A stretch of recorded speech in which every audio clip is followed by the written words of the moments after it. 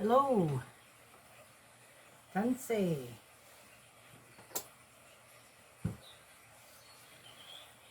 Welcome to the third reading of This Canoe is Heavy by Grandmother Gentle Bear. Now we left off yesterday. The hunters were telling stories, great gatherings and stories being retold.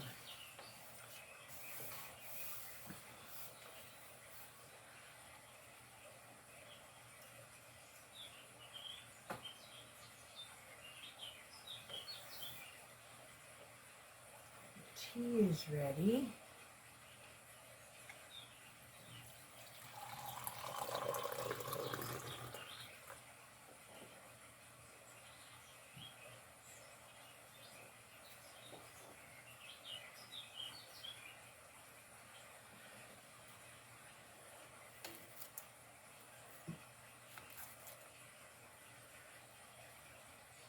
Let's get into the story. Although I've been raised here in the little village near the ocean, I was born in the north, the far north, the land of the caribou, and people of the land and the delta. Little memory remains of those years long ago. Some stories remain embedded in my DNA, and I can almost remember my mother's voice. I see her face, I hear myself, and I sound like her, and she like her mother. That's your roots. That's where you come from, and that's where you belong. But sometimes you go somewhere, and then you never come back, or you leave your homeland for whatever reasons, and you don't go back.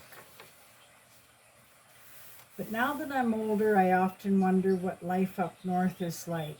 Do I still have people who know me, my ancestors? Do they still tell stories of how a group of people left the north and went south and never came back? Did anyone ever go back up north and tell everyone what happened? People from up north haven't come south for a very long time, probably afraid they would never come back home, or that some might be left behind. It was so very long ago when the people up north had a hard winter and illness through the spring. Young men and women set off to forage herbs and food as far south as they've ever gone. The farther they went, the more lush was the forest and the meadows. Plenty of game and warmer weather. Foraging was a bit different, and they learned of new plants and their uses, setting up camps along the way. But on the way to where? Seasons come and seasons go, and more permanent home camps and villages dot along the shoreline, all speaking roughly the same language, with the same respect and traditions. All food is shared and knowledge of food preservation. Children are sacred and all share in their raising. Elders must be respected and cared for until death and beyond. All have responsibilities to each other and share chores. Hunting and fishing learned by all, young and old. Those who cause trouble without remorse are sent away, as not to poison the whole village. Those with dark hearts and evil ways with no remorse sometimes are even killed and buried in the bush. Sometimes dark-hearted people group together and raid villages. They take food, women, children. They're hunted down and killed. Swift justice. knowing right from wrong, a higher power with Mother Nature keeping watch. For the most part, there is harmony. All is provided. You just need to go and get it. It's amazing when you watch young children imitating the youth and learning quickly to aim a bow and hit their target, all ready to start providing for the village, the next generation.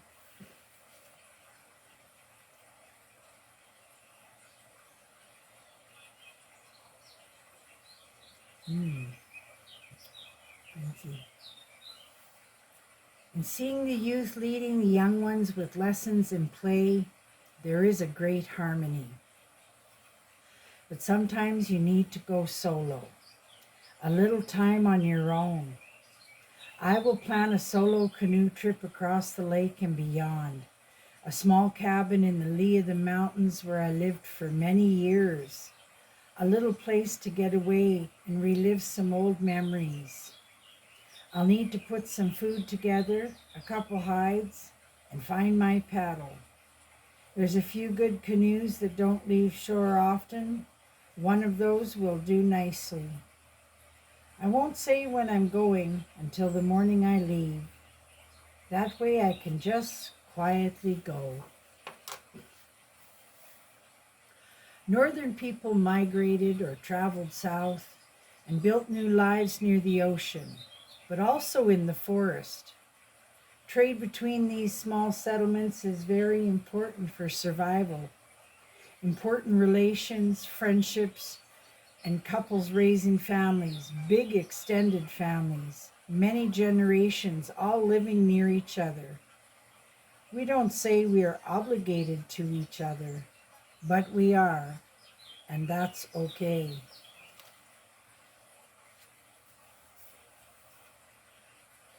When my mother and father left the north to travel south, they had 5 children with them and many other family members and village friends. Not sure how many. I've heard 50 people, but others say it's more like 20. A journey that would take them many years. 2 of the youngest children died during those years, buried along the trail. And me with my 2 older siblings, we thrived on the land. We thrived on the trail. There were other children and we were all family. Carefree days and well-slept nights. The best life a child could have. A huge smile is on my face just remembering those years.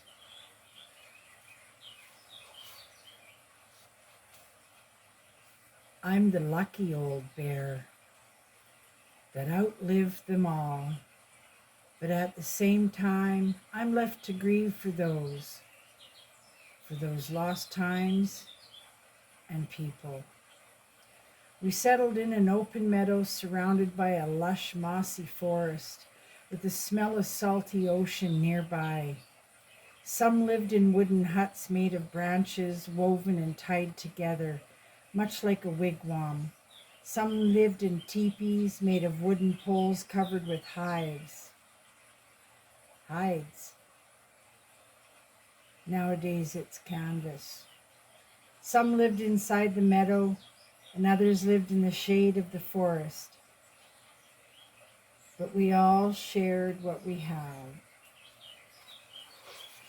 It's our way. It's our way to always share and share what we have with each other. When many people in the village fell with illness, it was the sharing that spread the illness. Many people died and many stories were lost forever.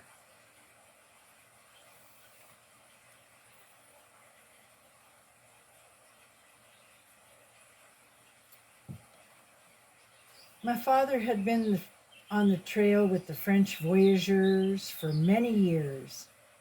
He knew the language and their ways. He learned how to use tools and to build cabins and forts. So my father built us a small cabin with the help of the villagers. It had a large overhang, and sometimes people gathered in the shade there or out of the rain.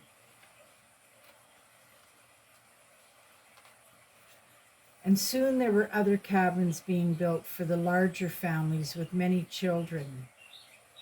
Our cabin was solid, without a draft, with a large fire set with stone. But Mother still cooked outside on an open fire that Father later built a hut over. Most of life still happened outside in nature. It was our big living room. But coming into the cabin at the end of a busy day was wonderful and warm, and in the winter, really warm. And it was shady and cool in the summer. All the logs inside and out had small carvings and drawings and names and signs, each telling a story. Who was here, who is still here, and the life we live. Inside the cabin, wild herbs hung drying in bundles tied with grass. Baskets of dried herbs, dried berries, and dried meat of all kinds. I hear the geese. They're flying south, no, north for the winter.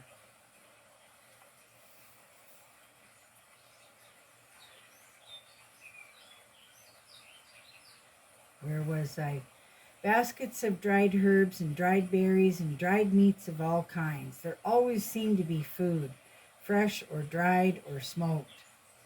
I remember hunters being gone for days and coming back with maybe only one grouse.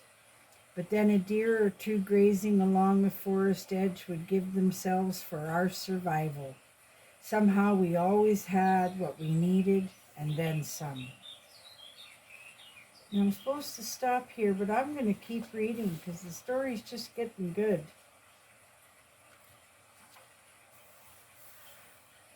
We got to know the seasons for fishing too. Some river fish spawn from the ocean.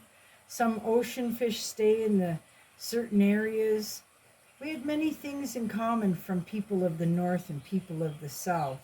The things we knew well in common was kayaking and the canoe. Ocean hunting and fishing by kayak takes skill and years of experience. A skill that is taught and learned by all ages.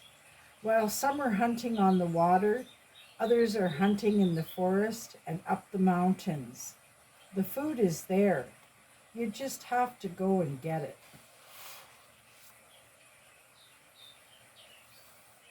I remember Mother was one of the first to die. She wasn't up in the morning, and my father said she's in a deep sleep, talking to angels who will guide her to heaven's gate. We knew what a deep sleep meant. We've been around death before, but the angels with Mother was new to us. Father had learned it from the voyagers' prayers and praying for angels to watch over them. He explained how some people, when they died, they became spirits or angels and watched over their families and keep them from trouble. It's okay to cry and miss your mother, but she will always be here among us, and part of her lives on in us too. The days ahead without her were sad.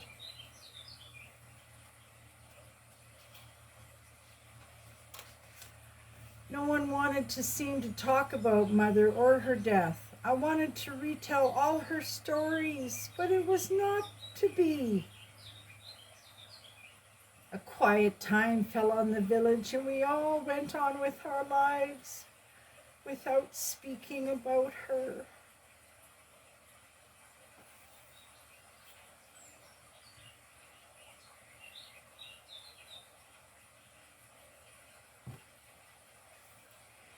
Then after a few weeks, and the smell of spring in the air, we felt laughter again.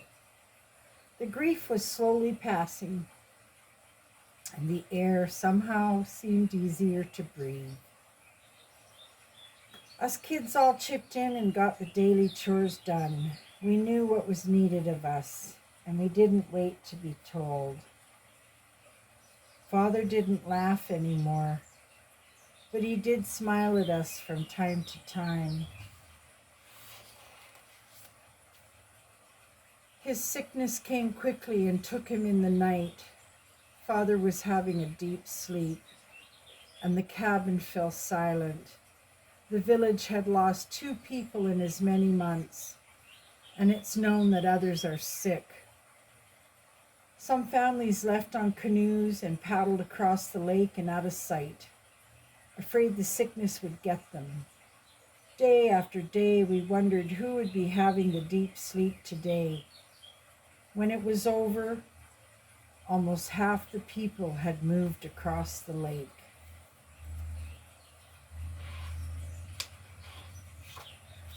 And almost the whole other half had died. Only a few people remained. Village life was very different now, quieter, sad and lonely. Soon I will join the others across the lake. A family has taken us in, and life will inevitably resume. We later learned that some had died from pneumonia and some died from red tide that poisoned the shellfish, others from old age and stress. Once we go across the lake and beyond, we won't be back. We will leave the cabin and the village behind. A new life is waiting across the lake. We all lived primitively for a while, temporary shelters and huts, until one day some of the men brought in many cut small trees and branches and began to make a woven wood frame wigwam, larger than usual, central to the clearing, but close enough to a few pines for a bit of shade. Everyone began to gather branches and grasses, and we went to work right away, weaving grass mats for the roof, the walls, and the ground. We all worked through the night and watched the sun come up together. And I'm going to end it there for today. Thank you for joining me for tea and stories. And I'm excited to learn what's next in the village. Join me tomorrow as we continue. Please like and subscribe. It keeps the channel going. And leave your own stories. And once in a while, I'll read them on video. And until next time, as always, be kind to nature and go into the forest as often as you can.